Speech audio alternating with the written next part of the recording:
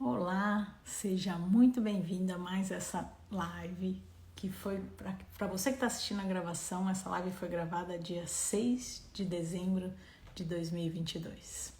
Então eu costumo vir aqui 2 vezes, né? Geralmente na mesma semana. Numa live eu trago bastante conteúdo, bastante informação e alguns dias depois eu venho aqui tirar as dúvidas que as mamães me enviaram ou no chat ou em algum questionário que eu passei perguntando para vocês me trazerem isso de ajuda, para que esse conteúdo chegue o mais próximo da realidade de vocês. Por que eu tô aqui, né? Muitos pais e muitas mães acabam não entendendo a importância de estudar a maternidade antes de gestar. Então os papais e as mamães se preocupam em comprar enxoval, vão por exemplo, para Miami para comprar um enxoval, montam todo o quartinho do bebê, mas acabam não estudando a maternidade antes da chegada do bebê. E papais e mamães, principalmente papais e mamães de primeira viagem, quando eles se deparam com a chegada do bebê em casa, com esse universo muito novo, eles entendem o quão importante seria ter estudado antes. Então, por isso que eu tô aqui hoje, para trazer algumas dúvidas que as mamães me trouxeram. Quinta-feira passada a gente trouxe bastante conteúdo, e aí as mamães me enviaram, tanto pelo chat quanto por um questionário que eu passei, me enviaram algumas dúvidas, e eu tô aqui hoje para atender. As mamães me perguntaram, o que mais me perguntaram, né? Eu vou trazer aqui hoje 3 dúvidas. Me perguntaram bastante sobre aleitamento, sobre sufocar o bebê e sobre cólica. Então a gente vai conversar sobre isso hoje, tá? Aleitamento. O que é importante a gente não esquecer, né? Então, tô lá na maternidade, aquilo tudo muito novo, mas eu tenho uma estrutura para me ajudar de profissionais. Então não esqueçam de aproveitar ao máximo esse momento dentro da maternidade para aprender tudo que precisa sobre a amamentação. Lógico, sempre vão surgir dúvidas no dia a dia, por isso que, né, eu tô aqui para trazer essas explicações, mas eu vou trazer aqui algumas dúvidas que são muito comuns, né? Então, o que uma mãe me trouxe, né? Soraya, sabe o que está acontecendo comigo? Eu tô ficando com uma mama grande e uma mama pequena. Então, eu sempre explico isso. Se você sempre amamentar, começar por uma mama e terminar por uma outra mama, você vai ficar com peitinho e peitão. Por quê? Porque num primeiro momento, na hora que o bebê vem mamar, ele mama com muita vontade, com muita força. E aí ele vai mamar mais. Se você começar sempre, por exemplo, pela mama esquerda, ele vai acabar mamando sempre mais pela mama esquerda e pouco na mama direita. Então você vai começar a ficar com o que eu falo aí do peitinho e peitão. Então, qual solução eu posso dar para isso, né? Então, o ideal é, se agora eu comecei pela mama esquerda, eu começo pela mama esquerda, no meio da mamada eu mudo para a mama direita, e na próxima mamada, o que eu preciso fazer? Começar pela mama direita. Então, se eu comecei pela esquerda, no meio da mamada eu vou para a direita, e aí na mamada seguinte, o que eu faço? Eu começo pela outra mama, eu começo pela direita. Nossa, Soraya, mas como é que eu vou conseguir decorar isso? Eu costumo falar para as mamães, anotarem. Então, comecei por essa, daí faço um tracinho na esquerda, depois eu vou para a direita, faço um tracinho na direita. E assim vai fazendo tracinho para não se perder, tá? Então, para que isso não aconteça, né, para não acontecer a dúvida que aquela mamãe me trouxe de como é que eu faço para não ficar com uma mama muito maior que a outra, eu sugiro que alterne sempre. Então, sempre comece pela mama diferente que você começou na última mamada, tá? E eu vou aproveitar aqui e fazer alguns outros comentários que não trouxeram dessa última quinta-feira, mas que são comuns, né, as mamães me trazerem, né? Meu leite é fraco, meu leite não está sustentando meu filho. Então, o bebê, na hora que ele tá na mama, é gostoso, é quentinho, E acontece muito do bebê dormir no colo da mãe. E o começo da mamada, o leite ele vem mais ralinho, ele vem com mais proteína. E o final da mamada, ele traz mais gordura, que é o leite que realmente sustenta, é aquele leite que realmente engorda. Então, uma atenção que a mamãe precisa dar é: será então que eu não estou dando muitas vezes, só esse leitinho do começo?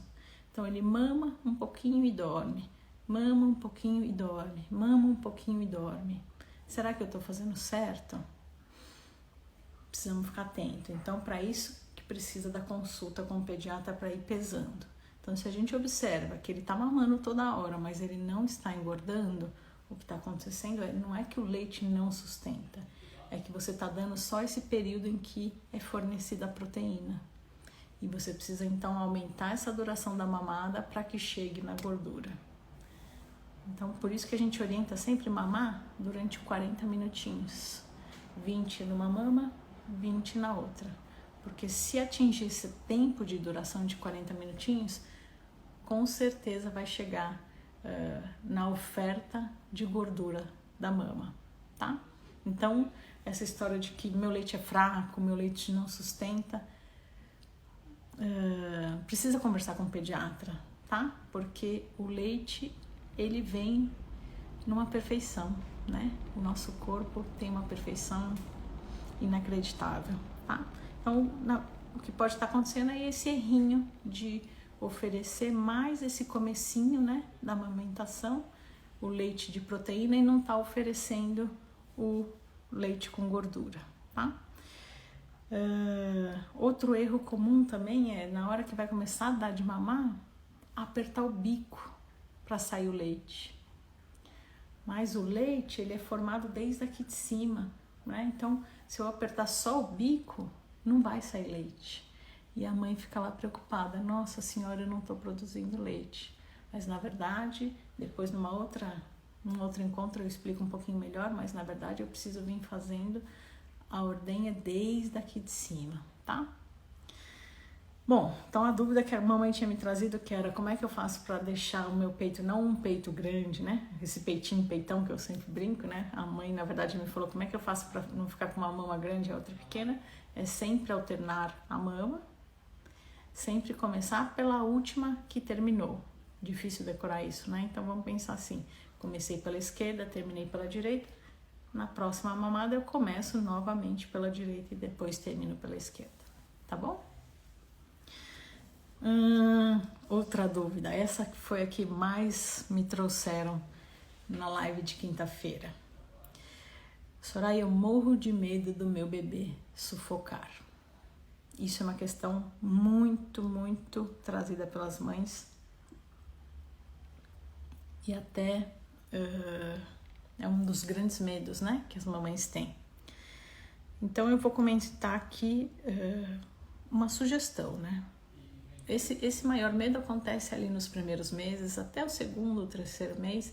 Depois do segundo mês, o medo diminui um pouquinho, porque o bebê consegue assumir uma força muscular no pescoço, ele consegue sustentar melhor o pescoço, então ele consegue reagir caso aconteça alguma coisa que faça ele sufocar, por exemplo, dar uma vomitadinha, né? Então ele já consegue ter o reflexo.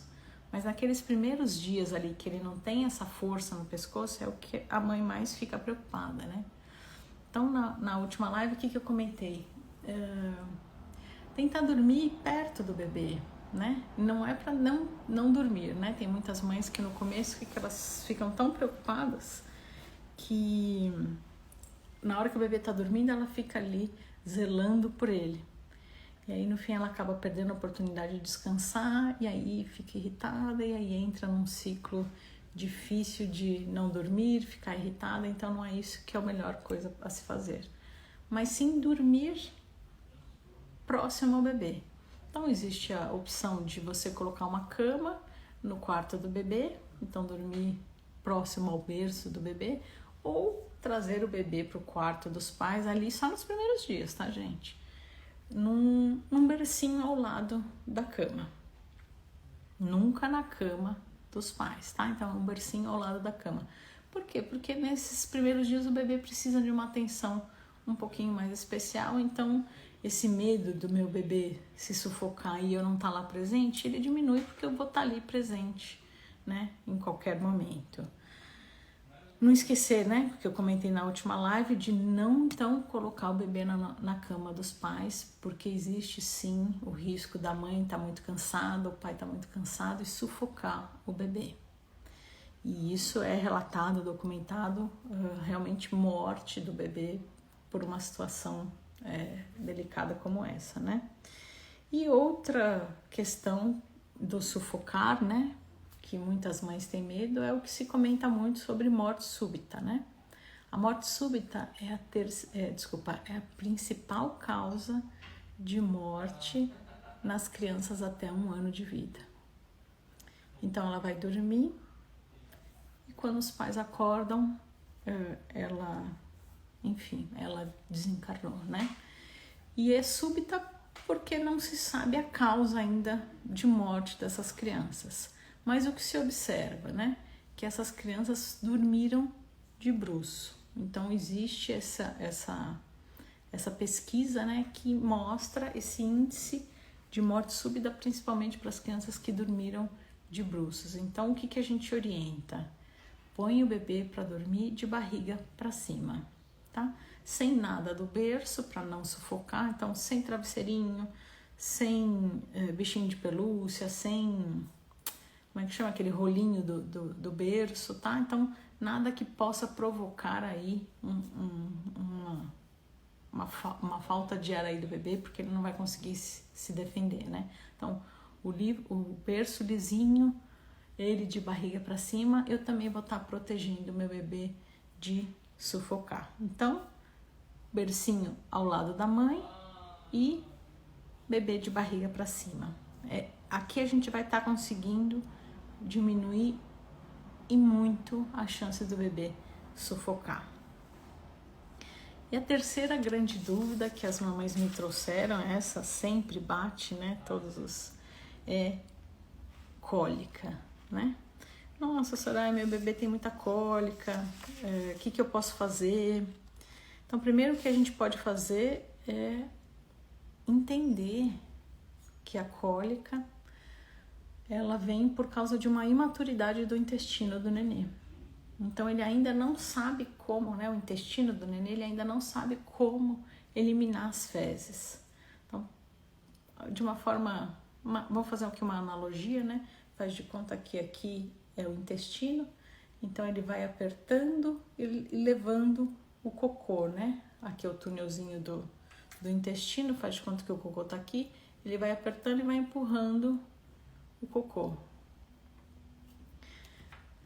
O intestino do bebê, ele não sabe fazer muito bem essas apertadinhas para empurrando o cocô.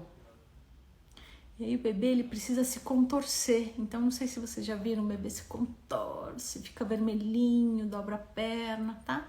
Então, na hora que ele tá se contorcendo, ele vai ajudando o intestino a trabalhar. E nessa hora, dói um pouquinho. Então, ele chora. Então, a gente precisa entender o que tá acontecendo com esse bebê, né? Será que ele tá sofrendo porque é uma dor, né? É uma dor que, vamos dizer, é uma doença, né? Não é uma doença. Muitas das vezes é só por causa dessa imaturidade. E como ali ele não consegue trabalhar muito bem o intestino, o bebê se contorce e ele acaba chorando, tá? Mas existem outros, né? Diversos motivos que podem levar ao choro do bebê. Então, até lá no conteúdo de quinta-feira eu falei, gente, eu sempre indico uma listinha para as mamães, né? O bebê começou a chorar, eu começo a investigar ali a listinha. Por quê? Porque essa listinha acaba me deixando mais segura e se eu tô mais tranquila, meu bebê vai ficar mais tranquilo, ele vai chorar menos. Então, às vezes eu tô pensando que meu bebê tá com uma cólica e, na verdade, o que tá acontecendo é que ele tá com uma etiqueta que tá machucando ele. E aí ele tá chorando e eu tô pensando que é cólica. E aí eu acho que ele não melhora da cólica e eu dou o peito para ele melhorar e ele continua chorando. Por quê? Porque é a etiqueta. Então, nem todo choro é cólica, nem todo choro é fome. Então, por isso que é legal a gente investigar tudo daquela listinha que eu já dei. Então, se ficou alguma dúvida, volta lá no conteúdo, dá uma investigada nessa listinha, porque de repente é uma coisinha mais simples e eu continuo achando que é a cólica, tá? E aproveitar que eu falei aqui do peito, né?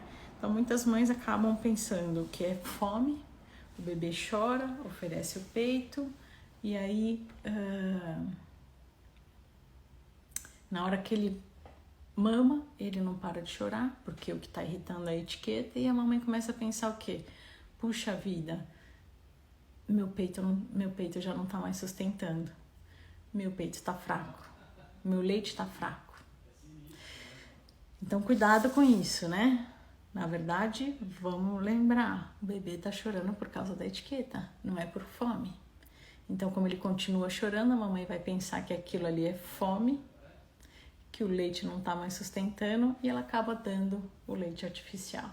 Acaba virando aqui uma bola de neve, né? Deixa eu lembrar mais o que a gente ficou de conversar. A imaturidade, a mamãe dá o peito. Tá, legal. Eu vou lembrar aqui um caso que eu atendi já faz um pouquinho de tempo, né?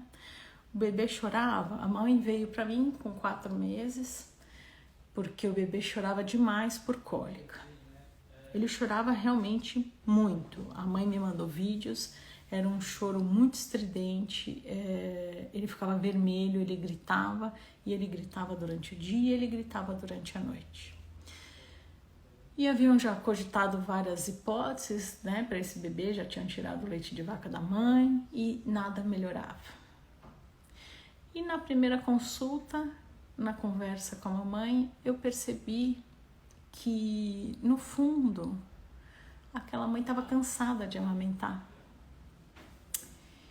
E tudo bem, cada mãe tem que decidir o seu momento. Tudo bem se ela não quer mais amamentar. Então, no momento que ela decide isso para ela, que ela traz isso para a consciência dela, fica melhor, né? Desculpa, eu acabei atrapalhando aqui com o meu celular, mas já desliguei, desculpa. Então, qual é a importância que eu vou trazer aqui da gente sempre cuidar do binômio mamãe e bebê? Na homeopatia, a gente trata a criança junto com a mamãe. Então, muitos perguntam, né? Qual é o melhor momento de começar a tratar o meu bebê? Eu respondo, o melhor momento de você começar a tratar o seu bebê é antes da concepção, com a ajuda da homeopatia. Porque aí a mamãe já se cuidando durante a gestação, ela vai interagindo com esse bebê, né? Então, eu já vou protegendo o meu bebê já desde a gestação. E quando o bebê nasce, a gente continua tratando mamãe e bebê juntos até o bebê parar de amamentar. Então, nessa situação, a mamãe estava ansiosa, porque ela não estava mais querendo aquela situação. E aí o bebê chorava, porque eles são uma coisa só. Então, na hora que eu consegui tratar essa mamãe junto com o bebê, a mamãe começou a trazer isso para a consciência, ela ficou mais calma e esse bebê parou de chorar. E hoje eles seguem a vida bem. Então, era uma cólica aquela dor? Não era uma cólica, né? A gente sempre precisa olhar para o todo, tá, gente? Então, sempre lembrar, mamãe e bebê são um binômio. E a gente precisa tratar os dois juntinhos, desde o momento da gestação até terminar o aleitamento. Então, vamos lá. O que a gente conversou hoje? Hoje a gente conversou sobre uma dúvida de amamentação, uma dúvida sobre como não sufocar e o que é a cólica. Então, relembrando, eu sempre vou fazer assim. Num primeiro momento, uma live com muito conteúdo, aí vocês me trazem as dúvidas e numa segunda live eu volto aqui trazendo a resposta dessas dúvidas. Então, se você ficou com alguma dúvida, traz para mim que no próximo encontro eu trago as respostas. E a gente se vê então no nosso próximo encontro. Até a próxima!